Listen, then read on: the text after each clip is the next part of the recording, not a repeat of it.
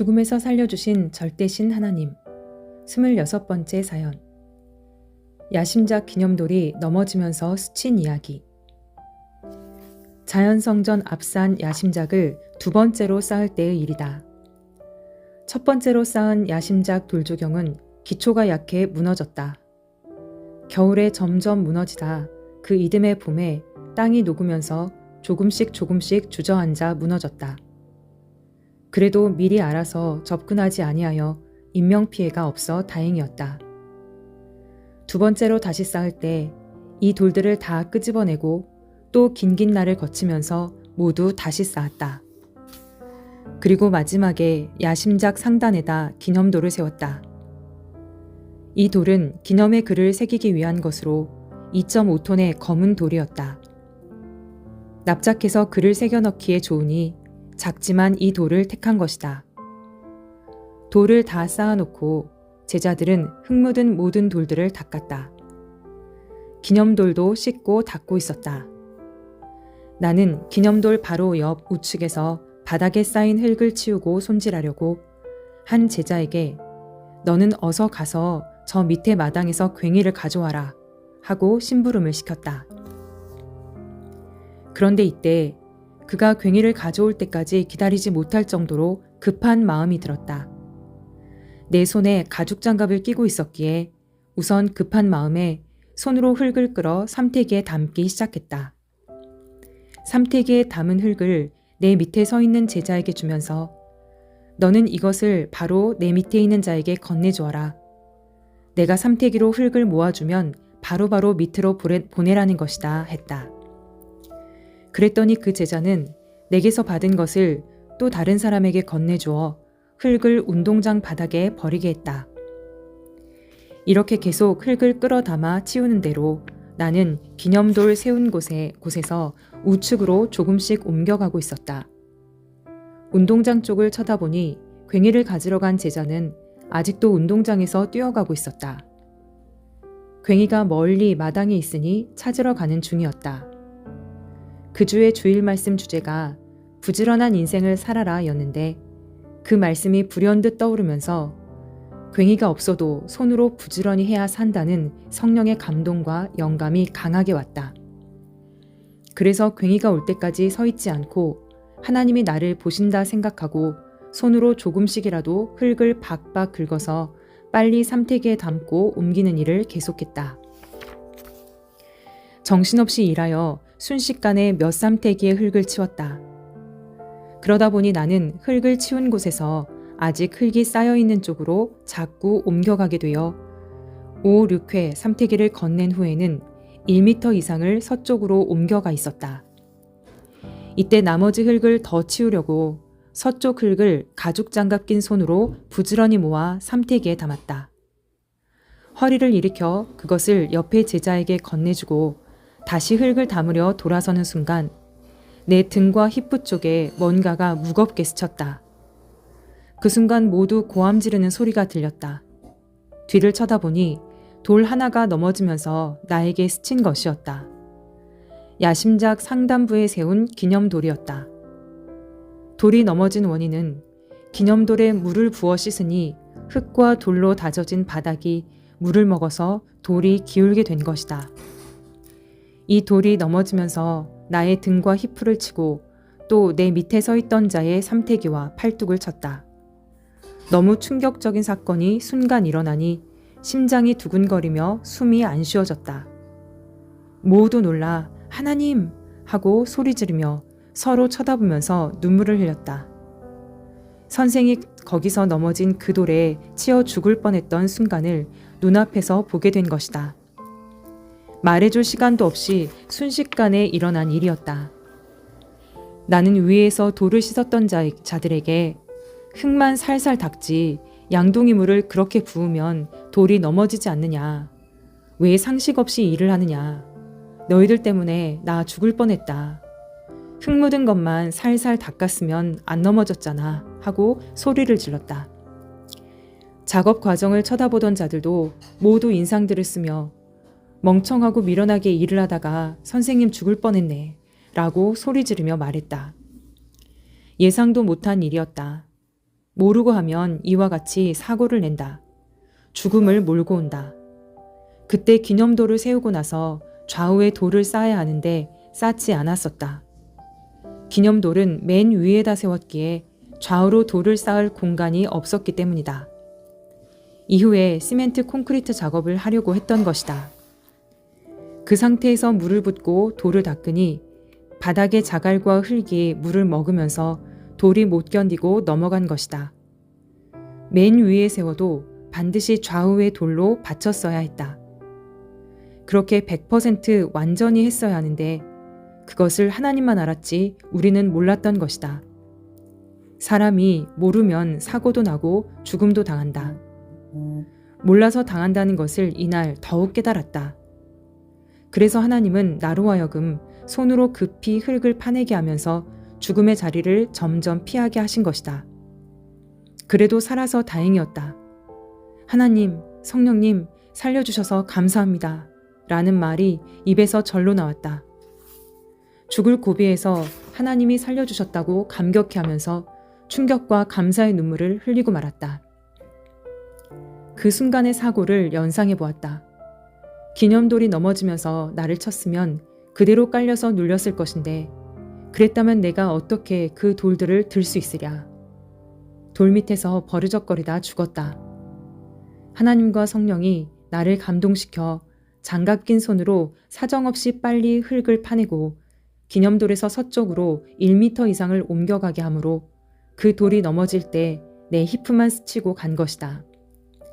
만일 괭이를 갖고 올 때까지 기다리고 있었으면 나는 돌 옆에 서 있든지 앉아 있다가 그대로 2.5톤 돌에 치여서 죽었다. 내가 그 돌 옆에 가장 가까이 있었기 때문에 피할 수 없이 치명적으로 죽을 수밖에 없었다. 손을 부지런히 빨리 놀리는 자는 산다고 하신 하나님의 말씀이 머리에 찡하게 왔다. 내가 말씀대로 했으니 살았구나. 충격이다 하고 깨닫게 되었다. 두려움과 죽음의 공포 속에서 그 순간 내 혼과 영도 내 몸을 빠져나갔다 들어온 것 같았다. 정신이 없고 순간 멍하여 하늘만 쳐다봤다. 그때는 야심작을 다 쌓았을 때라 100여 명이 돌을 씻고 닦았다. 기념돌을 씻는 자들은 깨끗하게 씻는다고 양동이로 물을 사정없이 부은 것이다. 돌을 씻고 닦으며 청소한 자들은 넘어진 돌을 보며 기절했다. 그 가운데 인명사고가 없었으니 모두 울며 하늘을 쳐다보면서 하나님 감사합니다 하고 소리를 질렀다. 이날에도 죽음에서 하나님이 살려주시고 성령님이 감동시켜 살려주셨다. 하나님이 내 몸을 쓰고 신이 되어 움직이셨다. 그리하여 죽음에서 벗어나게 하신 것이다. 죽음을 벗어나게 하실 때는 여러 가지 방법으로 하나님이 행하신다는 것을 여러 번 겪으니까 더욱 깨닫게 되었다. 역시 하나님은 전지전능하셔서 살리시는 방법도 여러 가지였다. 이 순간 이렇게 될지 누가 알 수 있었으랴. 아무도 알 수가 없었다. 아무도 아는 자가 없었지만 하나님은 상황을 틀어 빨리 행하게 하므로 나를 이동시켜 살리신 것이다. 이 글을 쓰면서 어떻게 그와 같이 살리셨냐고 하나님께 물어보니 전지전능한 신, 나 여호와는 미리 안다. 불꽃 같은 눈으로 보면서 옆에 있었노라. 나 여호와의 전을 건축하니 구상과 감동만 주지 않고 내가 손수 같이 하였노라 하셨다. 아예 물을 붓지 않게 말리시지 왜 물을 부어 넘어지게 하고 거기서 피하게 하셨냐고 물어보니 다 뜻이 있었노라. 인간이 몰라서 미련하게 하면 그렇게 하는 대로 놔두고 나 하나님이 손을 쓸 때만 쓴다 하셨다. 그리고 돌을 잘못 쌓았을 때는 돌이 넘어져야 이를 보고 다시는 그렇게 쌓지 않아야겠다고 절실히 깨닫는다. 그것을 깨우쳐 주려 합니다 하셨다. 그 후로는 하나님이 깨우쳐 주신 대로 돌 밑에 흙을 절대 넣지 않고 쌓았다. 그 돌은 기념으로 지금 완성한 야심작 상단부 마지막 돌로 눕혀서 쌓아놓았다. 글로 써서 표시를 해놨으니 야심작에 올라가서 어떤 돌인지 얼마나 큰 돌인지 보아라. 그때는 따뜻한 늦은 봄이었는데 답답하게 손에 가죽 장갑을 낀 사연을 들어보자. 이 가죽 장갑을 끼게 된 동기가 있다. 이런 일이 있기 아주 오래전에 미국 제자가 한국에 왔다가 선생이 가시나무를 낫으로 베는 것을 몇 번 보고서 얇은 장갑을 끼고 일하는 것이 마음에 걸려 자기가 미국에 들어가면 꼭 가죽 장갑을 보내주겠다고 했다. 그 후에 결국 보내온 것이 이 가죽 장갑이었다. 봄에는 답답해서 두꺼운 장갑을 안 끼는데 이날 아침에 일하러 나갈 때는 제자가 보낸 장갑을 꼭 한 번이라도 껴주는 것이 제자의 정성에 대한 대가를 주는 것이다 라는 생각과 함께 장갑을 끼고 싶은 감동이 들어 이를 사용한 것이다. 그리고 사용한 후에 장갑 잘 썼다, 고맙다 하고 편지를 보내주려 했다. 이때 하나님은 성령과 함께 이미 앞일을 아시고 장갑을 끼고 나가게 행하신 것이다. 이같이 하나님은 미리부터 모든 것을 완벽하게 행하신다. 이래서 이날 가죽 장갑을 끼고 일하러 나가게 되었다. 중간에 답답해서 벗어놓으려고도 했다. 그런데 벗으면 손에 흙이 묻어 거칠어질까봐 답답하지만 끼고 있어야겠다고 생각하고 안 벗었다. 역시 성령이 장갑을 계속 끼고 있도록 감동시켰던 것이다. 그러던 중에 흙을 치울 일이 생겨서 가죽 장갑을 낀 채로 치우게 된 것이다. 새 가죽 장갑인데 작업을 하다 보면 금방 구멍이 날 것 같았다. 그렇지만 맨손으로 하는 것보다 나으니 일단 장갑을 낀 채로 일하기 시작했다. 그래서 결국 가죽 장갑 덕분에 손으로 흙을 파내고 죽음의 자리를 벗어나게 된 것이었다. 괭이를 가지러 간 자는 거리가 하도 멀어서 한창 일할 때까지도 안 왔다. 이날 괭이를 가져온 후에 일을 제대로 하겠다고 하면서 가만히 서 있었으면 돌에 치여 죽었다. 그러므로 사람이 급할 때는 여건이 갖추어지지 않았을지라도 급한 대로 행하는 것이 죽음을 면하는 길이요 때를 놓치지 않는 것임을 깨닫게 되었다. 전지전능하신 하나님이 이와 같이 은밀하게 성령과 함께 역사하셨다. 하나님과 성령님은 앞날을 아시니 미리부터 장갑도 사오게 하셨고 필요한 날에 장갑을 끼게도 하셨고 괭이를 가지고 오기 전에 장갑 낀 손으로 흙을 파내기도 하셨다. 하나님은 안 보이시지만 나와 같이 행해 주셨고 나를 쓰고 영영히 행하셨다. 어떤 일은 여건이 다 갖춰지고 나서 하면 늦기 때문에 늦어서 사고가 날 일이라면 여건이 갖춰져 있지 않을지라도 행하시는 하나님이시다. 그러므로 항상 하나님과 같이 사는 삶을 살아야 하나님의 행하심을 자기도 따라하게 되어 절대 죽음을 피하고 죽을 일을 당하지도 않게 된다는 것을 깨달아라. 하나님은 우리 생명을 자기 생명같이 살피시고 애인의 생명이니 사랑으로 절대적으로 살피며 항상 함께 해주신다.